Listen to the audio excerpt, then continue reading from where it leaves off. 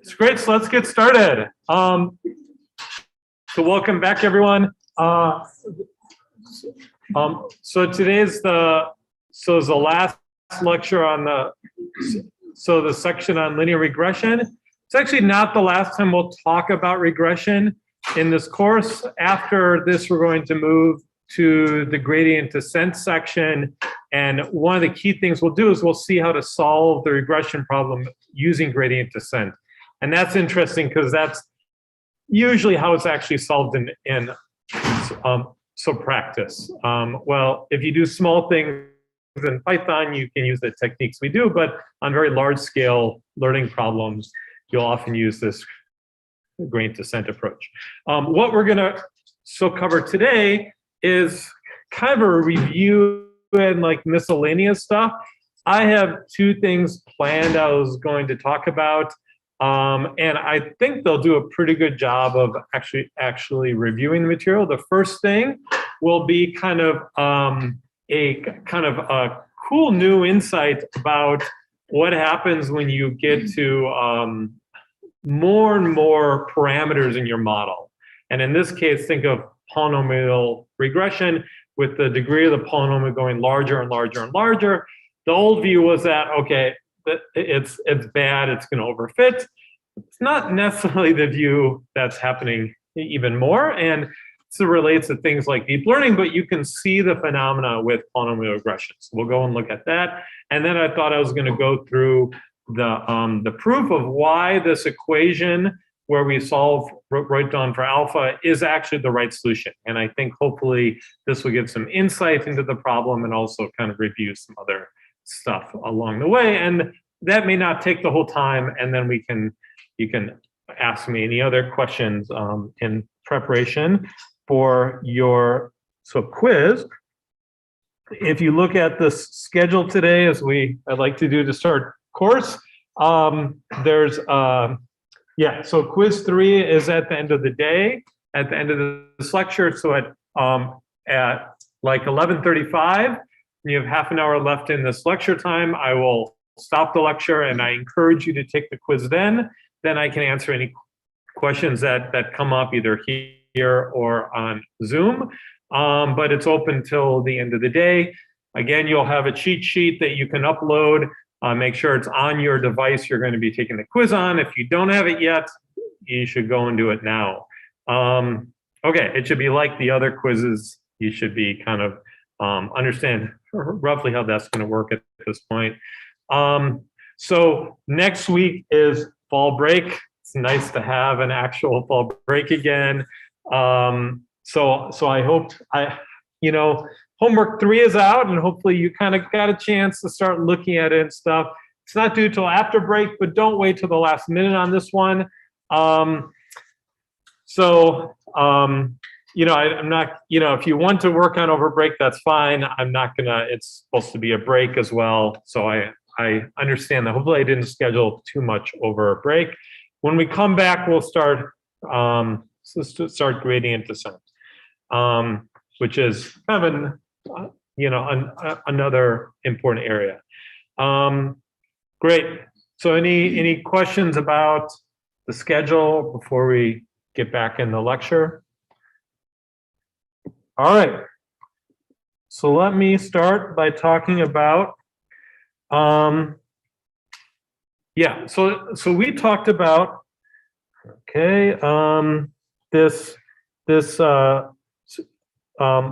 so polynomial regression.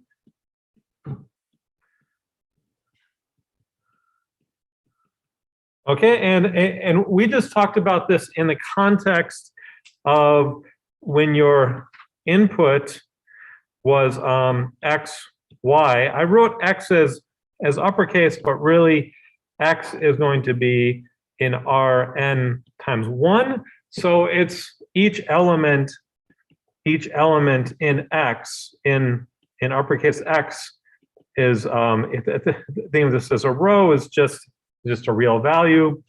And then I also have y, which is just in Rn. These are just sometimes called the response variables or the dependent variables. We're trying to create a model from the xi's to the yi's, right? So each yi is in R, and we're trying to create a model that goes from x to, this should be approximately, for each xi, approximately equal to so yi. And with polynomial regression, we do alpha p, this model is parameterized in this way where we create this vi vector in place of the xi. One where we do x, xi squared, xi cubed up to xi to the power p, right? So now this is a vector in Rp plus 1, and I can stack all these together. I call this xp, so tilde, and this is then v1, v2, up to vn. This is a matrix where I just stack these p plus 1-dimensional rows. This is now n plus p. Okay, and our goal now is to so minimize well, kind of this alpha in this. So we summed over these quantities of m alpha p of xi minus so yi squared, okay? And yeah, so this m alpha p, x is going to be just alpha times this, if I do vi, vi here. So this is just a dot product, okay? But with this expanded version of x to get this vi, it's like p plus 1-dimensional, then alpha is p plus 1-dimensional, and I want to minimize this expression, and I can solve, this is xp tilde transpose, xp tilde, this is inverse, xp tilde transpose y, right? And this gives me the solution which minimizes this. I might call this guy alpha star and alpha star here. Okay, great. So this is what we talked about with polynomial regression. The keys, stuff you pretty much need to know. And then we talked about cross-validation, and we said as p gets bigger and bigger, this cost function is going to keep decreasing. I can fit the data better and better, right? But that's not necessarily the best prediction of new data as this kind of goes forward. The cross-validation, right, is, let me grab this and see if I can paste on the next screen here.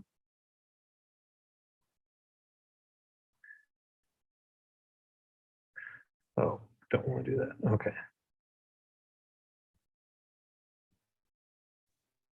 All right, we're going to keep this up here. Okay, and so now our goal is cross-validation. And what I'm going to do is I'm going to split x, y into a train set for, so training set.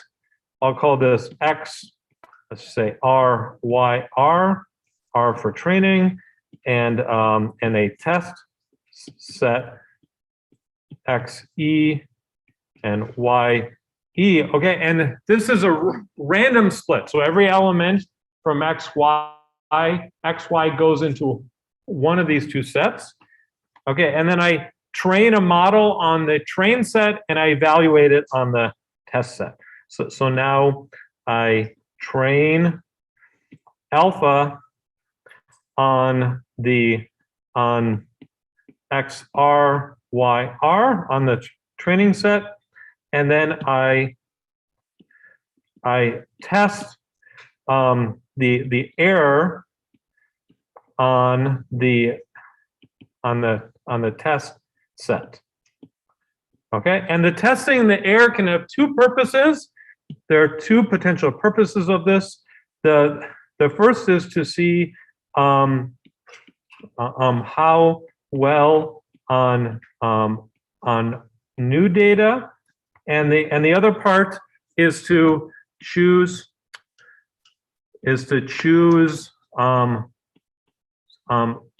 some model parameter P, right? So for instance, as an example, the model parameter could be P, the choice of the degree of the polynomial here that's going to do best on the data I've held out. Okay, as we said, we kind of expect to get a plot that looks kind of like this.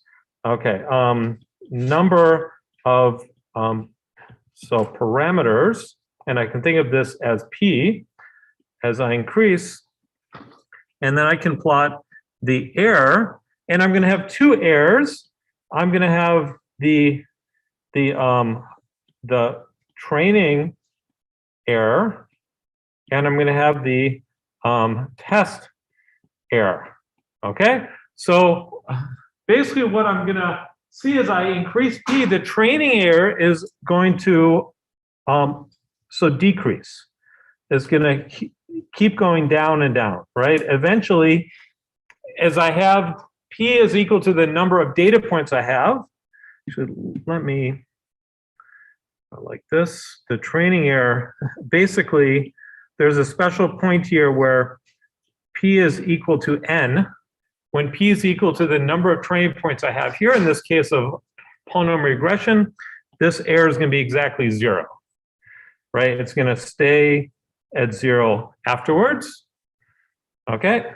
But the test error is probably going to be higher than the training error because I'm not fitting exactly to that. And then there's going to be some point at which it starts to increase again, right? So this error is going to start to increase, and it might not look kind of convex, kind of like this, but in general, it should look like this, right? So then something here, you know, here, this would be a good choice of the model. Okay, so and it should go back up again as P is increasing. Okay, so this has kind of been the view of like overfitting and training in machine learning for a pretty long time. And then one thing curious is that people start using these like deep learning models over the last 5 or 10 years, and these models are kind of complicated. There's we're gonna, at the very last lecture or so of the semester, we'll kind of see how these work. And there's a bunch of curious things about them that we are still just learning to understand. But one of them is that the number of parameters they have is huge, right? They can have way more parameters than they actually have, pieces of data, than they have, think of rows of data. It's doing some sort of transformation. You can think of it as doing some sort of transformation of your data, similar to how we did this polynomial expansion here. it's kind of, think of it as internal to the model. It's transforming a single data value or a set of them into these more complex things, and then it can learn on those. But it's learning how to do that as it's going.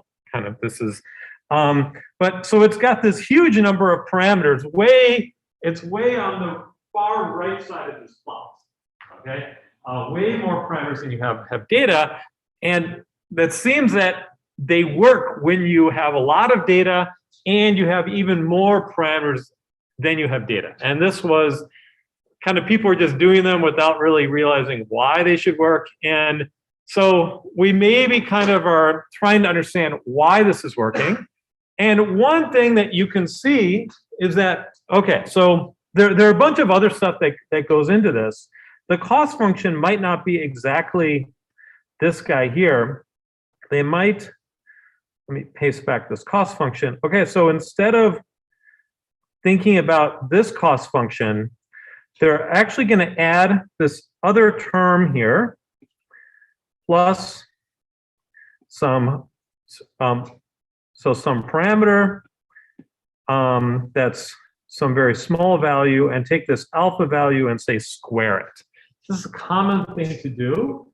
We're not going to talk too much about adding these kind of regularizers into class, in the model into class, much other than just this preview here. This tends to make it a little bit more robust. When I take the matrix inverse, it ensures that there's still a solution that way, and then I don't have this not full rank or not invertible property. But what it's saying is I want to have a solution that it fits the data well, but I also want the norm of the coefficients to be small. Okay, I want to minimize this, right? So I want the coefficients, that's what captured in this A here. This is just the 2 norm. I want them to be small. I don't want to have a very large values in my model. Okay, and so this has the curious effect that if I'm minimizing this is what I'm evaluating my test and train error. Well, this guy never quite goes down to 0. The red curve never quite goes to 0 because I've got this extra kind of this extra penalty here, right? As long as the alpha values are not exactly 0, I'm not quite going to 0. But I set lambda, I set this lambda parameter to be very small. Okay, so this guy is going to be very small. Think 1 over 10,000, something like that. Okay, but what happens, what's curious, is that what happens with the test error is I start to see it kind of goes up until I interpolate the data, and then it kind of goes back down, and it might even go further, a little bit further down than before. Okay, the test error may not ever go down to 0, but it might actually go down a little bit further than it was before. And this is kind of quite strange. And so I'll show you an example of this in a second. But what's happening is that one way to think about it is when the model is sitting here, if I think of I have to invert the matrix, there's only one possible solution. At this point, the training error is 0, right? When p equals n, the training error is 0. So then the training error, it goes through all the data points. But and there's only one polynomial which can possibly go through all these data points. Let's see, there's a check. Okay. I think you're probably right. Okay, great. Okay, there's only one polynomial which can potentially go through all these data points, so it's kind of forced to fit a pretty weird model. But then as I go to higher and higher degree polynomials, there's lots of choices that can go through all the data, right? There's lots of different ways I can do that. And so it has more flexibility, and eventually can find one that has a smaller norm, and that makes it simpler in some way. And that actually, ends up kind of generalizing a bit better. Okay, let me try and go through this cool example that someone put together an IPython notebook showing this. Okay, let me just walk through it. There's some extra stuff in here. There's if you get to this not on the iPad, then there's kind of a demo you can use. Oh, it's working now. Okay, so what's happened here is, let's start with 1. Okay, so here's some data. It's generated from this blue curve, but 3 noise points here. Yeah, question? Yeah, just real quick. Yesterday you mentioned that when you're doing those 2 things, testing for all of this new data and for what the parameter should be, you said to split it 3 ways, that your testing should then be split down, and one should be used for finding the parameter, and the other one should be used for testing the model. Is that? Yeah, so I'm kind of doing either one of those 2 things here. I'm not doing both of them. I'm not choosing a parameter, and then once I've chosen that parameter, saying, here's how I think we'll work on new data. Okay. That I would need a separate set for. Okay. Right? This is just the choosing the parameter kind of view of the world, for instance. Or if I only looked at one parameter, then I could say how well it did, but I shouldn't choose the parameter that way. Okay, great. That's a good question. Okay, so here's one-dimensional fit. The slider is too sensitive, so let me just see. Nope. To rerun. Okay, this will be, I think with this screen, it's just easier to just walk through some examples here. So here's with 20-dimensional fit, right? There are about 19, 20 data points. And this is a 20-degree polynomial that goes through all the data points exactly. They have basically turned off the thing that protects it from doing this in the regular function. Okay, so it exactly goes through all these points, but it's from the blue line, so you expect the new data point it's going to do horrible, right? Whereas, if I use 3, right, it does pretty well. I fit a 3-degree polynomial, the orange curve and the blue curve are almost exactly the same, right? But what's weird is if I run 1,000, it starts to look like this again. It's kind of weird. Let me pick out some other examples. Okay, here's one. Let me just do W2. Okay, 2 degrees, not much difference. 3 degrees, okay, it fits. All right, so let's go up to 6 degrees. Okay, 6 degrees, still pretty much the same. If I get up to, let's try 9. 9 degrees, okay, a 9-degree polynomial. It's starting to get a little bit off the blue curve. It's starting to try and pick out this guy as well. And maybe come down a little bit lower down to here, the guy in the bottom. Okay, so it's doing a little bit something interesting. Let's go to 12. Okay, 12 is starting to get kind of wild. Now it has more freedom, more it can get itself in more trouble is what's happening because it has more freedom here. It's starting to get more wiggly. 15. Yeah, 15 is starting to go more wild, right? It's had this big jump on the right-hand side, but it gets through all those points over there. It hasn't quite hit all of them. Let's try 16. Okay, let's go. Yeah, by 18, let's see. 18, it's pretty much fit through all the points here. It's pretty wild. Okay, we saw 20 is doing pretty much the same thing. Let's do 21. Okay, about the same. 22. Okay, not much different. I promise something will start happening here.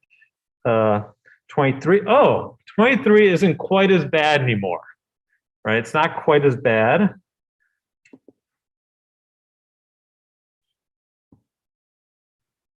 '25 or 24 is starting to look more reasonable. Let's jump ahead of here a little bit. 26 looks reasonable. let's go 28. Yeah, so it's going through all these points, but it's never straying too far out, right? This is a pretty minimal one here. I think it gets, let's try 30. Oh, not 230. We'll see that in a bit. 30, yeah, it's hitting all the points. It's starting to say, I'd like to try and tamp this part on the left down here. It's adding some weird bumps in there. And I think if we get to, let's try 40. Yeah, at 40, it's actually somehow kind of recovered this nice piece of the curve here on the left, while still hitting the points where it's going off the curve, right? Nope. Yeah, pretty much, let's try. And then, yeah, so around 100 and you go up to, let's see the example with 1,000 again here. At 1,000, it's doing something weird where it's kind of saying, well, there's a nice curve. If you look at the point where it turns around, it's saying, well, I'd really like the flattest curve I could get goes through there, but I'm going to jump to hit all the points everywhere else. So it thinks kind of to get through this data, there's kind of another curve that kind of, but so it's kind of does something a bit weird here, right? But so there's this new phenomena that people started observing, and this is called like this like double descent curve, where if you go kind of back here, this test error, and you can observe this in like deep nets and other places if you set the test up correctly, where it's decreasing, the curve is decreasing as I'm increasing the parameters. I'm going from underfitting the model is not powerful enough, to it's becoming about the right power, that's the pink point. Then it's increasing again, getting more error, and then at this point where P is equal to N, it's kind of, there's this like interpolation threshold, where it's basically there's only one way to interpolate the data, and then it's descending again after that. So you get more and more parameters, it tends to do a bit better and better. So cool. So this is kind of a little bit new perspective on this cost variance trade-off.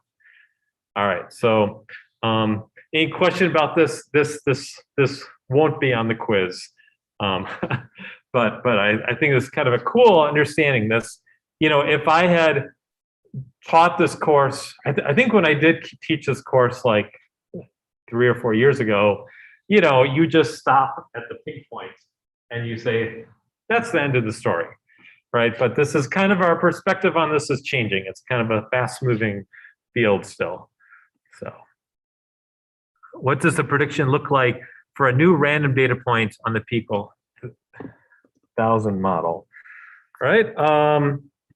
Yeah, so if I picked a new random data point, you know, it depends on what my thought on noise is. Like the way they generated the data here is that it's coming from the blue curve, but there's some chance that it has some large amount of noise. I saw another example online that showed something slightly different. Try and show this up. Let's see if it's only on. Great, I lost my link. Okay, so it's only on Twitter, or there's some code, but I couldn't quite get that to work. Let me see if I can recover this quickly. Yeah. Okay, let's see if I can open. Okay, great. So he's using, again, a polynomial model. That's the first equation. The second equation is something like this regularization term. And so then argmin at the end. And so he and the different thing, he's plotting generating the data from this piecewise linear curve, which is black. Okay, and you can see that a one-dimensional curve doesn't do great.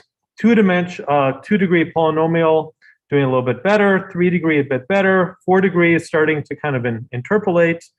But what's interesting is that you get to higher and higher dimensions, it's starting to actually recover this piecewise linear curve. So this is a case without noise, but it's not a model which is polynomial, and it eventually is kind of learning this model, which is kind of cool. So again, it depends on what you think of as what is the truth, what is the noise. And this other example, where is this? This other example that we looked at, this only had 19 data points and 3 of them were kind of outliers. And so that's why it's kind of fitting a weird model here. You know, you still really, this is not the right thing to do. I think probably maybe like the 25 or the 31 might actually be the best solution there.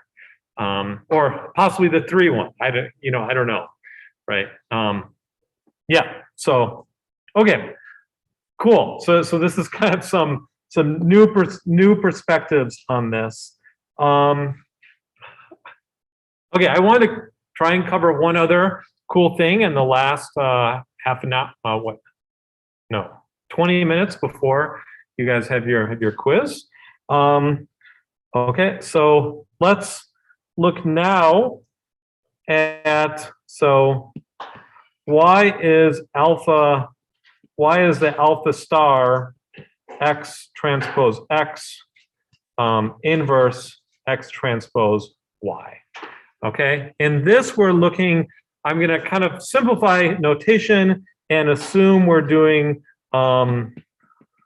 multi-response, just multi-variable, so linear regression, and assume that just the input X, Y has X in R n times D, and Y is equal to R, and we assume that each Xi is in RD, but Xi is equal to 1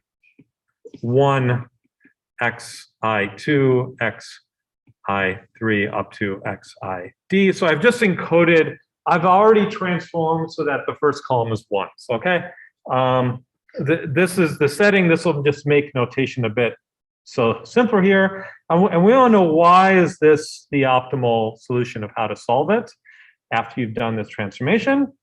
Okay, and so the key is we're going to look at this function, the sum of squared errors. Remember, I wrote this as x, y, m alpha, right? But really, this is this sum of the squared residuals, and this is really yi minus the inner product alpha xi squared, right? So this is the function, and you could think of this as a function of the data x and y in this model, but really think of this part, the x and y, we're going to think of as fixed, and the model is fixed, right? So we're going to think of these as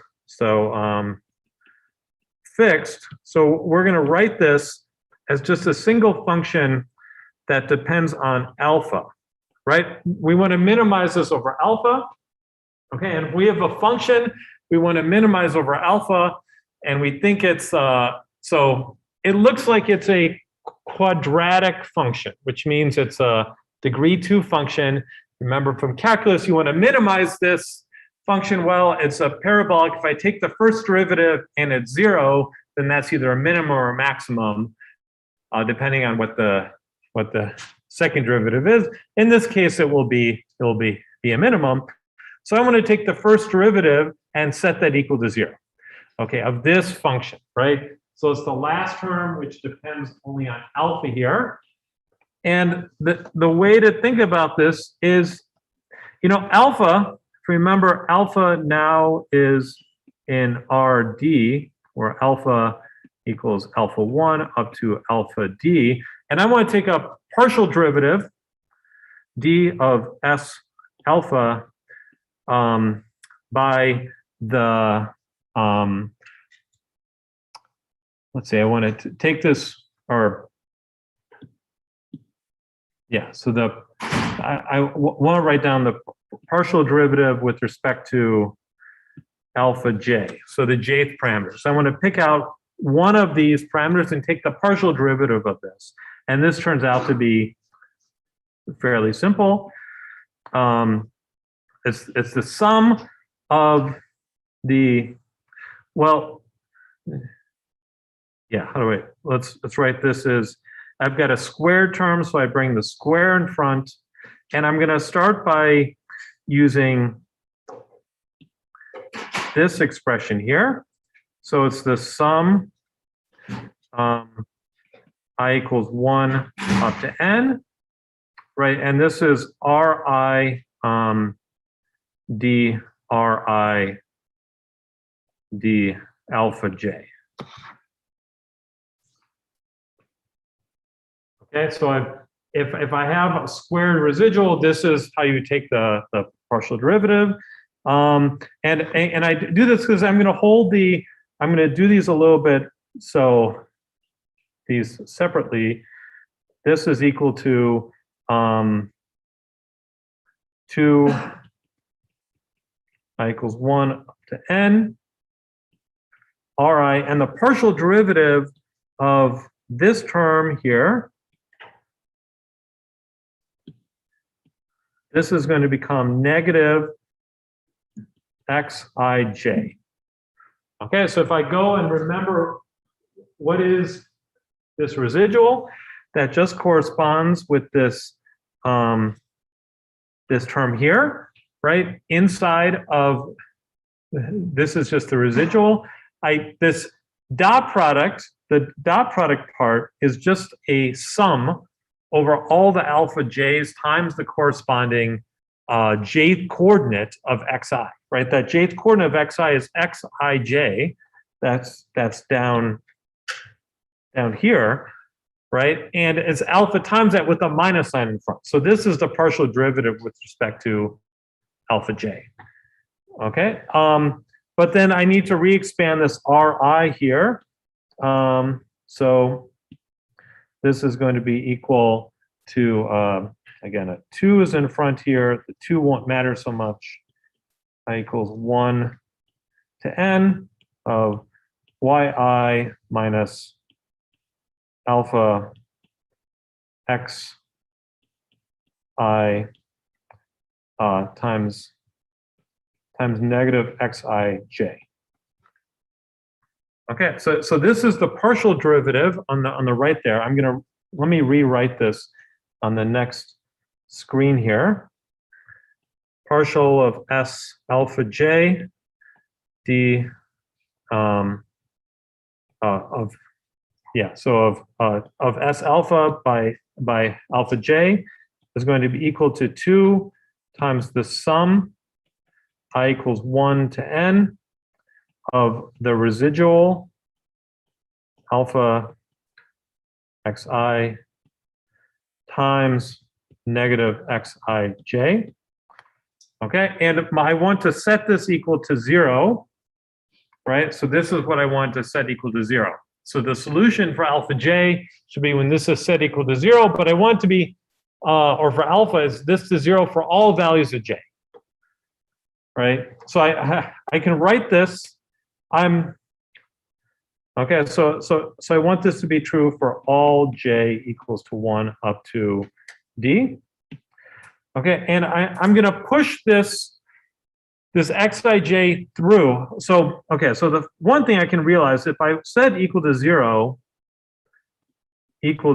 I can get rid of this minus sign and the 2, right? Those don't matter. And then I'm going to push the xij through this expression. Okay, so I'm going to get that, let's see, that 0 is equal to xij. It's a scalar, so I can put it on either side. Yi, which is a vector, minus so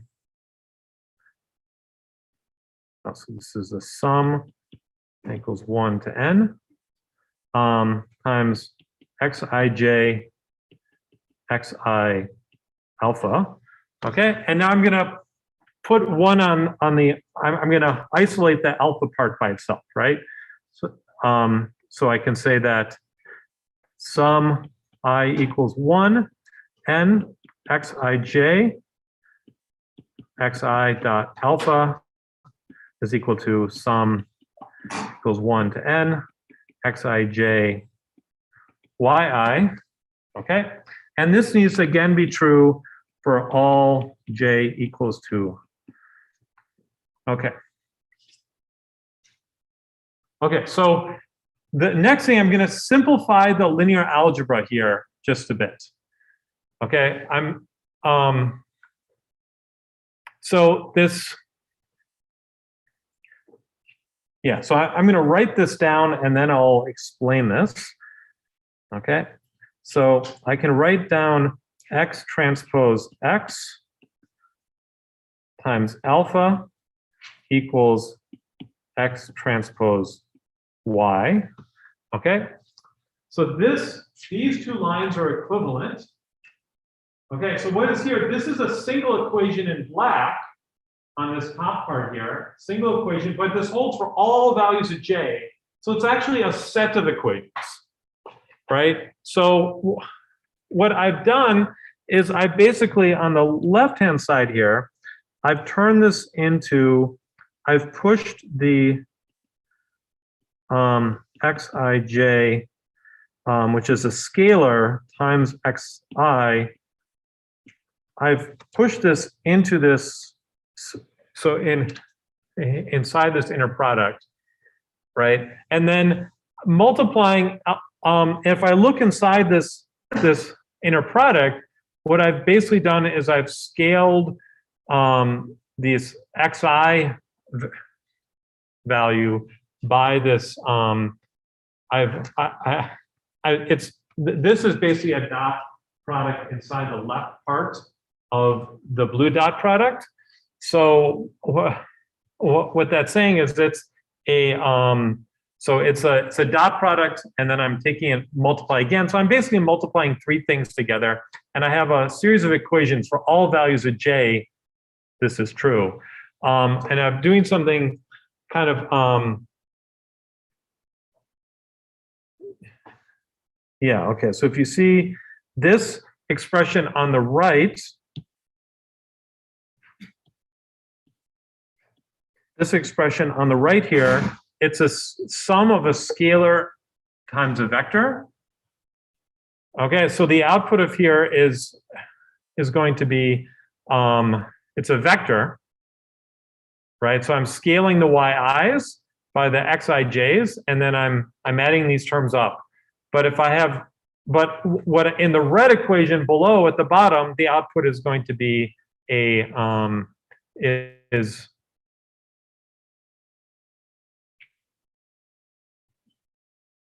right, let's see here.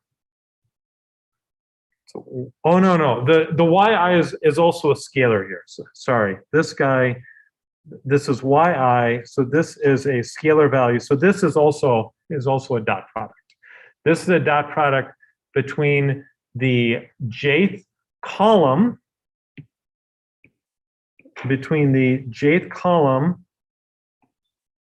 I call this uppercase xj, and yi. Okay, and so and I'm just doing this. If I do this with every column x of xj, then I'm getting this matrix multiplied here on the right side of the red equation. Okay, so that's what's going on there, and there's something similar going on the left. If I do this, I basically am turning this blue part inside the inner product. That's also going to be a this blue part. I'm taking the xi. This is lowercase xi, right? So that's the ith row, and I'm multiplying this by the jth element of the ith row. And if I do this for all values j, then I'm getting this matrix multiply here. Okay, at this point, it should be pretty, it's direct. I get alpha, I can solve for alpha by doing the X transpose X inverse on both sides here. Okay, so this step is a little bit hard to kind of see what's going on here, but once you get there, then you can solve for alpha.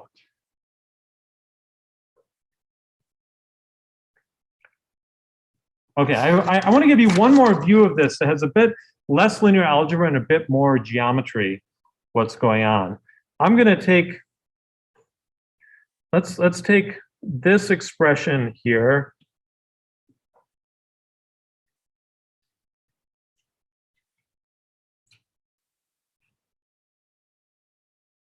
Okay, and I'm going to rewrite this as the all zeros vector. This is all zeros vector of y minus x alpha transpose x. Okay, what's going on here? I want to start here by, I'm going to claim that this is an equivalent expression. What I've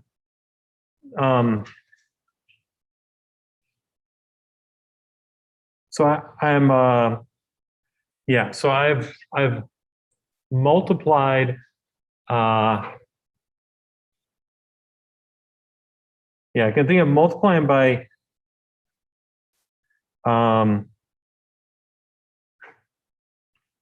let's see, so I did, I'm going to factor out the X transpose on the right here, X alpha minus Y equals to 0. So I've done this by subtracting the right-hand side, and then I factored out the X transpose. And this is equivalent to if I just transpose this the whole expression, then I can put the transpose on the other side. I have to swap the order too. So I've swapped the order inside there, but the sign doesn't matter. Multiplying by 0 and transpose. So if I do a transpose of these things, I also have to swap the order so the identity makes sense, but it's still equal to 0.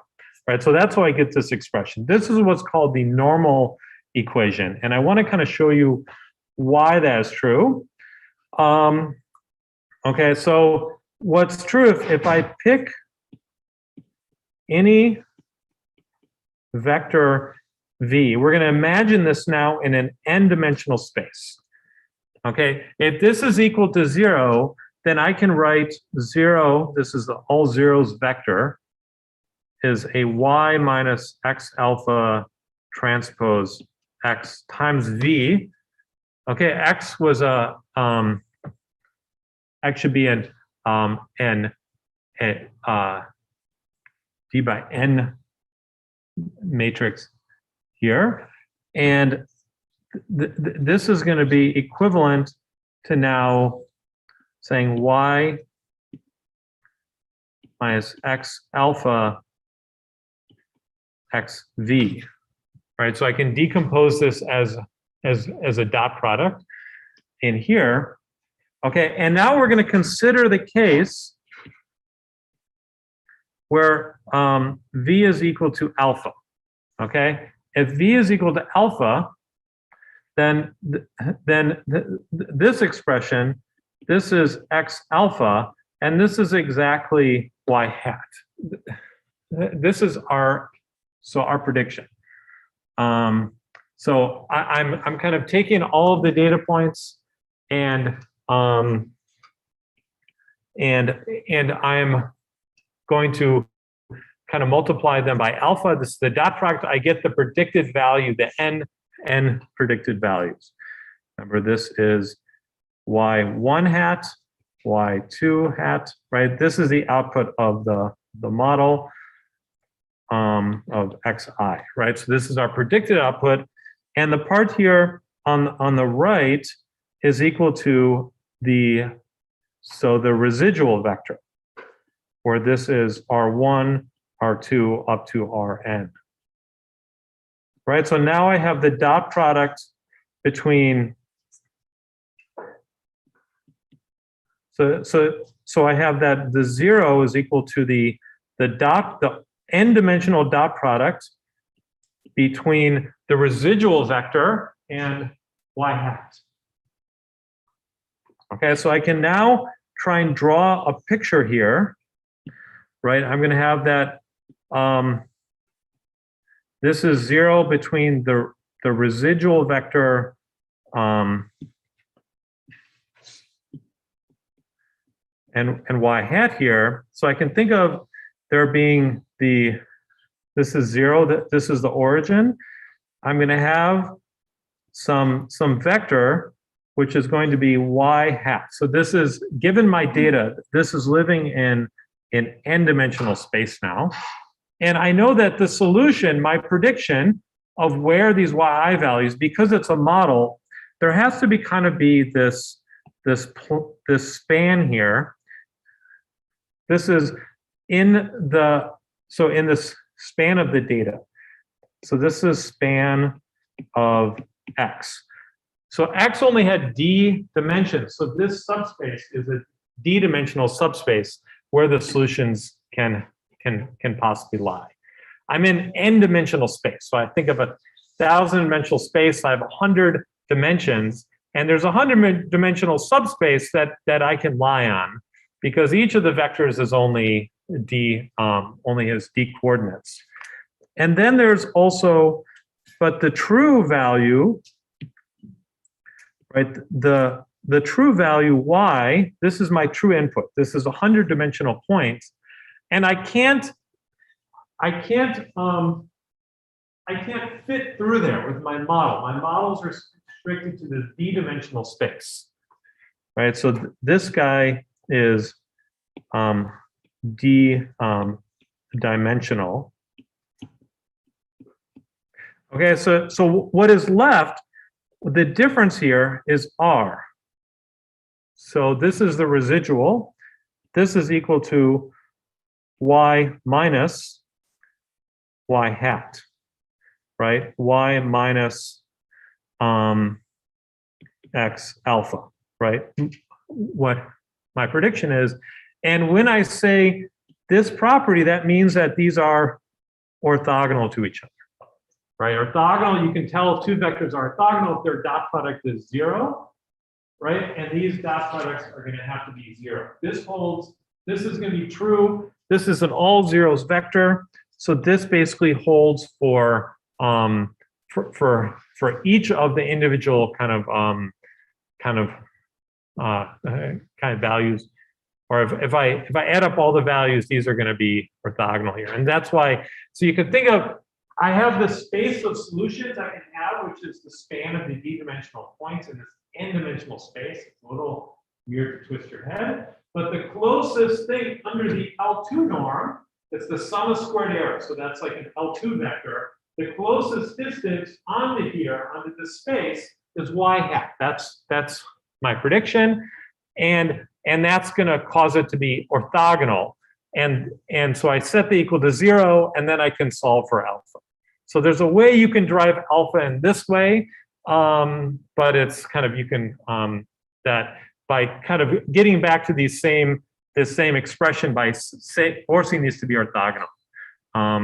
Okay, so if you didn't get all the details of the proof, that's okay, but hopefully it gave you a little bit insight into how this is proved, and maybe you can think about this n-dimensional space. We'll think a little bit more about these high-dimensional space in the dimensionality reduction section of the class. Yeah, quick question. What? Where were we? Here? Yeah. Can you please how you define xi? Xi. Yeah. Yeah. So each of the my input, the input here is x and y, and I have said we're doing this regression, the multi-variable regression, and instead of having a D+1 dimensional space, I said let's say it's D dimension after I've added that all one vector in front. If you leave out of xi1. Yeah, so xi1, I'm going to say that basically I'll say xi1 is equal to 1 for all I in this setting. I've just tried to simplify notation. Otherwise, I would have need to use the x tilde in all the proofs, and it would have gotten a lot messier trying to write that here. So in general, if you have this x, you want to allow it to have an offset, then you put a 1 in the front and you expand the dimensionality by 1 here. Yeah. Yep. For a multivariable polynomial regression, you just make xi like p times, right?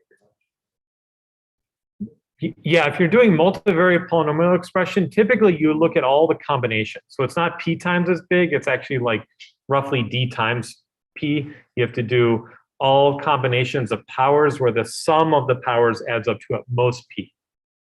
So it's a much messier expression, but you can do it. We'll talk a little bit about it in the classification part. We'll walk through it in more detail at that point. Yeah. All right, I'm going to stop here. We're a little bit late to start the quiz. Again, feel free to ask me kind of more questions about it, but I'm going to kind of stop the